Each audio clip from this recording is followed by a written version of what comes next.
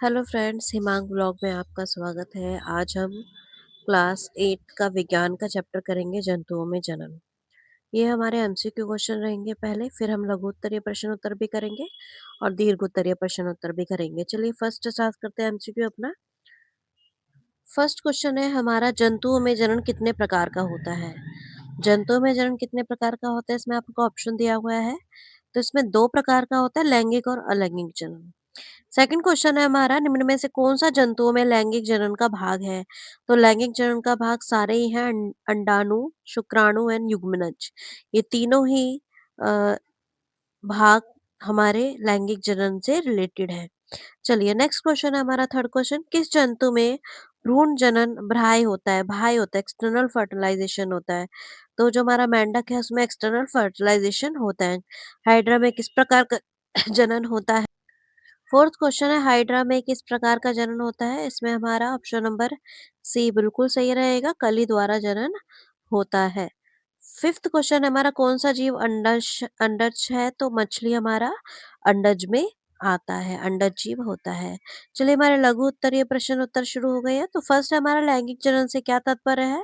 लैंगिक जनन वह प्रक्रिया है जिसमें नर के शुक्राणु और मादा के अंडाणु के संलयन से युग्मनज बनता है, तो ये नया जीव उत्पन्न होता है। सेकंड क्वेश्चन है, अलैंगिक जनन की कोई दो विधियां लिखिए। तो अलैंगिक जनन की दो विधियों में आएंगी हमारी कली द्वारा जनन, विखंडन और द्विखंडन, बडिंग और फ्रिमिनेशन। सेकंड है विखंडन, फ्रिगमेंटेशन। थर्ड है द्विखंडन, बाइनरी। थर्ड क्वेश्चन है हमारा, भ्राय निषेचन एक्सटर्नल फर्टिलाइजेशन क्या है। जब नर और मादा दोनों अपने युग्मकों को जल में छोड़ते हैं और संलयन शरीर के बाहर होता है, तो इसे भ्राय निषेचन कहते हैं। ऐसे मछली और मेंढक जीव में होता है।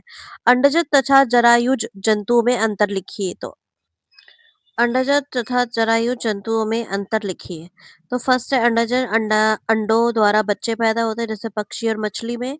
दूसरा है जरायु, जो जो माँ के गर्भ में बच्चे विकसित होते हैं जैसे मनुष्य और गाय। ये हमारे अंडज और जरायु में अंतर होगा। नेक्स्ट फिफ्थ क्वेश्चन है हमारा, युग्मनज क्या है। शुक्राणु और अग्राणु के संलयन से बनने वाली पहली कोशिका को युग्मनज कहते हैं। ये हमारे लघु उत्तरीय प्रश्न उत्तर खत्म हुए। 5 प्रश्न उत्तर थे इसके अंदर। और हमारे दीर्घ उत्तरीय प्रश्न उत्तर में हमारा फर्स्ट क्वेश्चन रहेगा कि जंतुओं में लैंगिक जनन की प्रक्रिया समझाइए। तो जंतुओं में लैंगिक जनन कैसे होता है। तो लैंगिक जनन में दो जंतु होते हैं, जैसे नर और मादा की आवश्यकता होती है। और पहला है, नर जंतु शुक्राणु बनाता है और मादा अंडाणु बनाती है।